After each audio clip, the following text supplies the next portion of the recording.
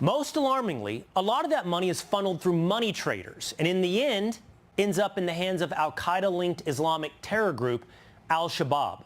So to bring this full circle, the Minnesota taxpayers are funneling money through fraudulent autism claims back to Somalia, where that money lands in the accounts of Al-Shabaab. So you know me as a father of a kid with autism, to find out a specific community is taking advantage of autism to get a lot of money. That's all I needed for him to do that, and it became personal with me. Just how many Somalians make up that fabric of our nation? In Minnesota, it's just over 76,000, 5,000 of which currently refugees, and 430 have protected status. Since then, since 1993, there have been 26,000 refugees. But there's also a lot of money being sent to Somalia from abroad. 40% of households there get money transfers. It totals $1.7 billion by the Somali diaspora. Well, that was in 2023. It's also worth pointing out that's more than the budget of Somalia's government in 2023. I always thought it was very interesting when people work in a country, but you send money to help somebody somewhere else. That's normal. But to get help from the country and that money you send to your people, then I'm like, okay, that's a little wild, because I didn't want you to send my money to help your people. Work your ass off just like everybody else. Coming from? Well, here's an example. The federal child nutrition program, Feeding Our Future, very much in America.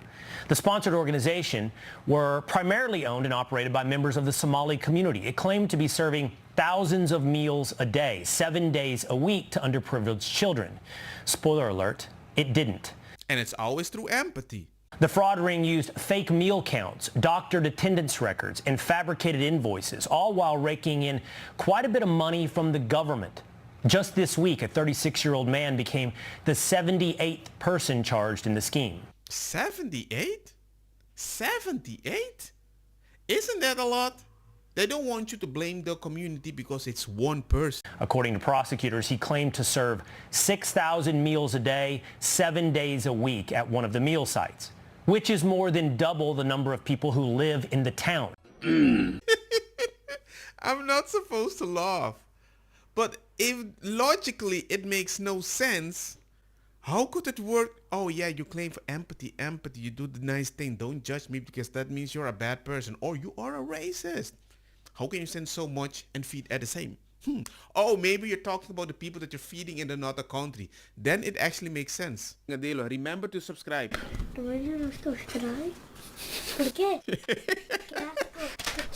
In 2019, Feeding Our Future received $3.4 million in federal funding. By 2021, that number was $200 million. In reality, that money was being used to fund lavish lifestyles in the U.S. and elsewhere. And many other schemes spawned from this one. News Nation reports to date, 86 people have been indicted. Of those indicted, federal authorities say 79 of them are Somali descent. But we can't say Somalian because we are generalizing. Even though the people that have been arrested, almost 90% or something like that, are Somalian. We told you about Minnesota's Medicaid Housing Stabilization Services. It was originally created to help seniors, addicts, and others find housing.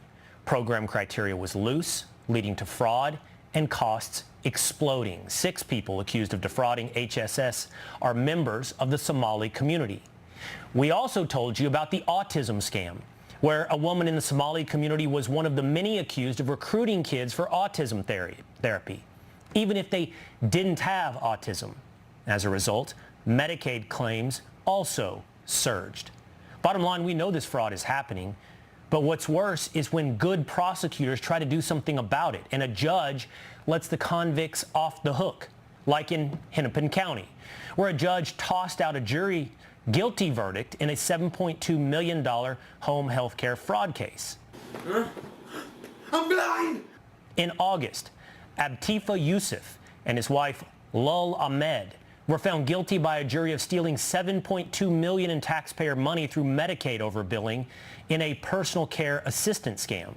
According to the Minnesota Attorney General's office, they used stolen funds for, you guessed it, a lavish lifestyle. $1 million into a personal account, $387,000 in cash, $22,000 at a furniture store, $42,000 at luxury car dealers, and $80,000 at high-end clothing stores. I'm not even in US. It just pisses me off how people can take advantage at such a level.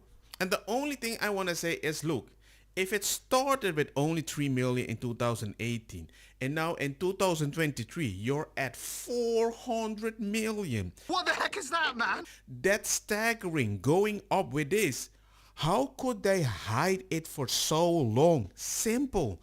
Labeling a bunch of people fascist and racist. Like, bro, I love it. Like, this makes no sense. Nothing can go from 3 million to 4.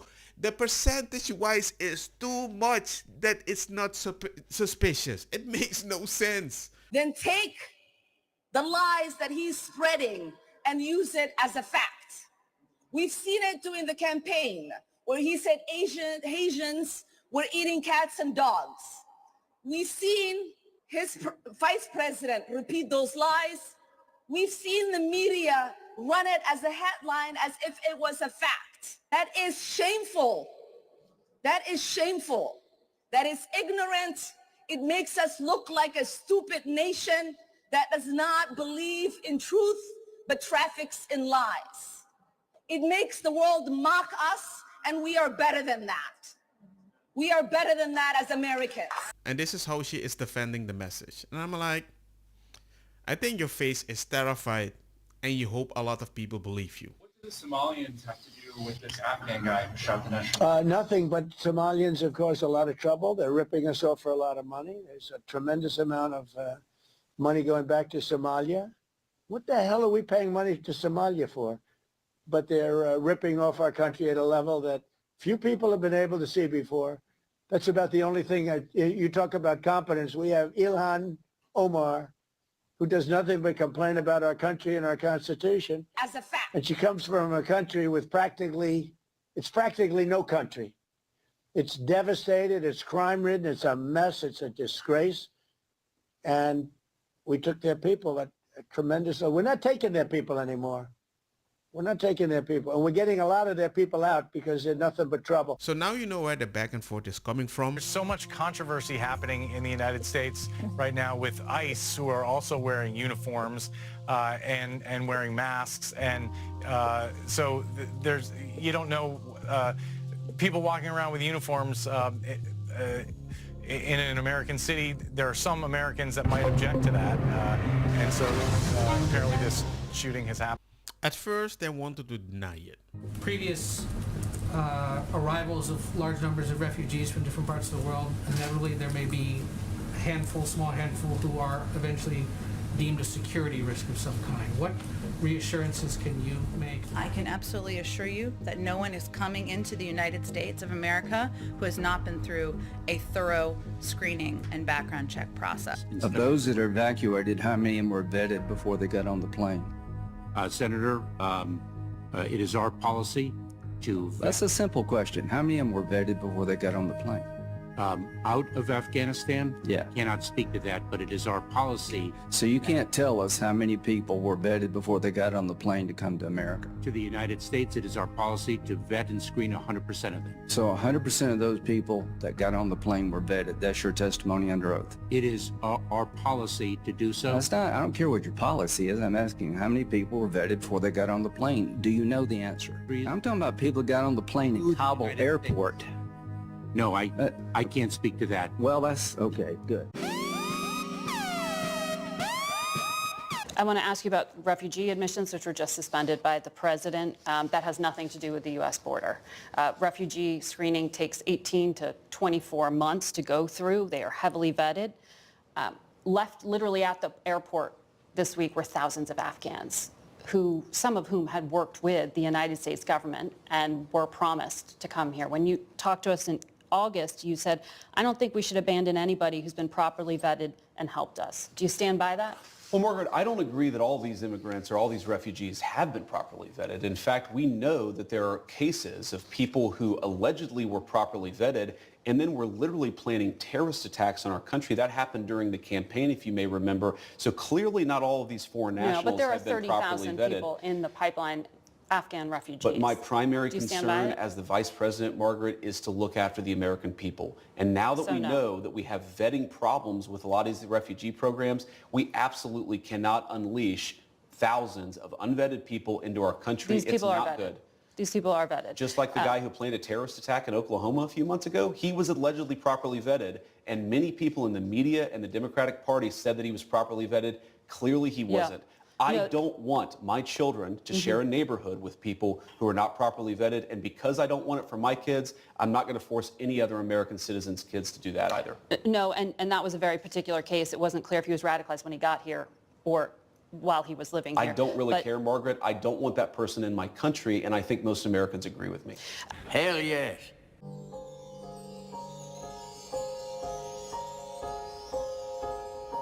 The challenge that we have as an administration is we got to let people know who brung it to them. That's our challenge. But I think they're going to normalize now that if you actually hate the country and that is what you preach and that's what you advocate for, when you come under a protective status, we're not going to do that anymore. And a Republican senator actually confirmed they were just packing the planes full. But later that DHS head said he was proud of this. Congressman, you're referring to what we termed Operation Allies Welcome, a program that we are very proud of, that we instituted to provide refuge for individuals. But then they have a program that's already there when the action was already done. So we're not allowed to go back because we're a country that's progressing.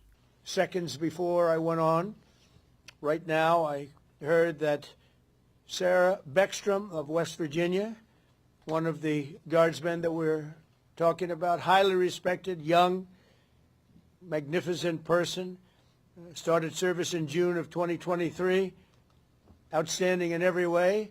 She's just passed away. She's no longer with us. She's looking down at us right now. Her parents are with her. It's just happened. She was savagely attacked. She's dead. She's not with us. Incredible person. Outstanding in every single way, in every department. That's horrible. His invitation to be here in the United States expired in September, which means that in September he should have either gone back home or done the necessary paperwork in order to remain here in the United States. ICE was formed in 2003, but illegal immigrants have been deported since 1892. Back before ICE was formed, it was being done by the DOJ and INS. You should want to know who is in our country. I can't pick up and go to another country and expect to stay there, to just be accepted and have a red carpet rolled out for me. No, they'd send my ass home. You know what this makes me realize? If we have so many NGOs, especially back in the day, to help a lot of people, why don't you help them when their papers expire to stay in the country? And now because of that, I will permanently pause migration from all third world countries. He posted a huge post, pause and read, pause and read, pause and read. But let's focus on the important part of this whole message. This seriously special. Governor of Minnesota, Tim Walz, does nothing either through fear, incompetence, or both. Whilst the worst congressman/woman in our country, Ilhan Omar, always wrapped in her swaddling hijab and who has probably came into USA illegally in that you are not allowed to marry your brother, does nothing but hateful complain about our country. I can confirm that she's always complaining. Its constitution and how badly she is treated when her place of origin is a descendant, backward and crime-ridden nation, which is essentially not even a country for lack of a government, military, police, schools, etc. So translation, Trump is like, we have two people that sucks and I'm going to do something about it. In this country, we do not blame the lawlessness of an individual on a whole community. What we also know is that there is not a single evidence that the president or his coolies have put forth that there are any single resource from taxpayers in Minnesota that has gone to aid and abet terrorism.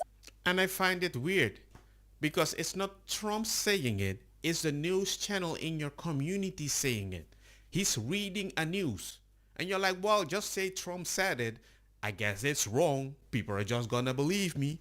Do you like that food? Well, Trump likes it too.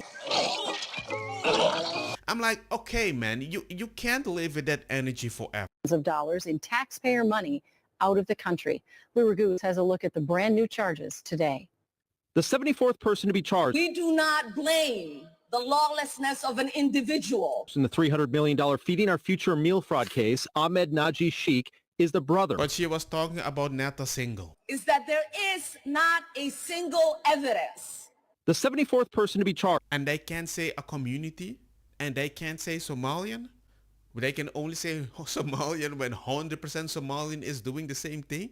By that knowledge, you can blame white people with your own freaking strategy. Of one of the most notorious defendants, Abdi Aziz Farah, who was recently sentenced to 28 years in prison. Farah was convicted with a group of others of stealing $50 million of taxpayer money. Now his brother Sheikh is accused of helping him launder that money. Now, in any normal country, this would cause a major backlash from the native population. But liberals actually want this. This is the greatest form of social justice. And anyone else who dares to speak out against programs getting robbed that are meant to feed hungry children are silenced and called bigots and racist and intolerant. And when you understand the entire game plan, it starts to make sense. Did you guys know that 25% of Somalia's GDP comes from remittance, money being sent from the United States to Somalia?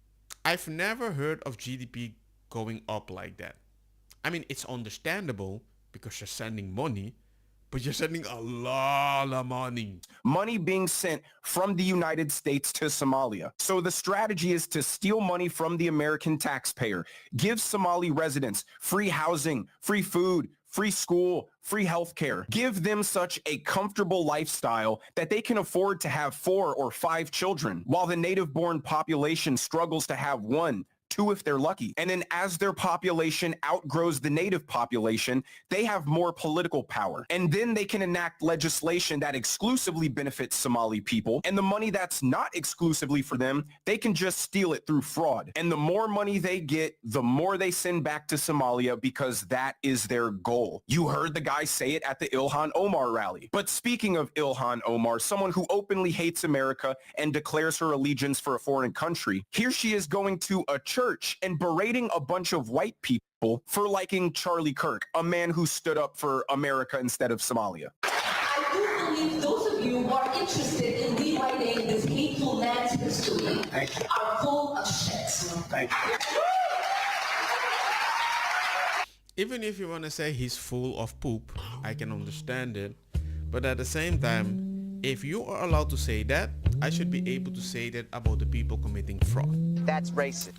Don't get me wrong, makosa kita bong. Put the fire na mi blonde, kush hash, purple skunk, criollo, colombici, jam jam, turloqueta, verdeta, welcome.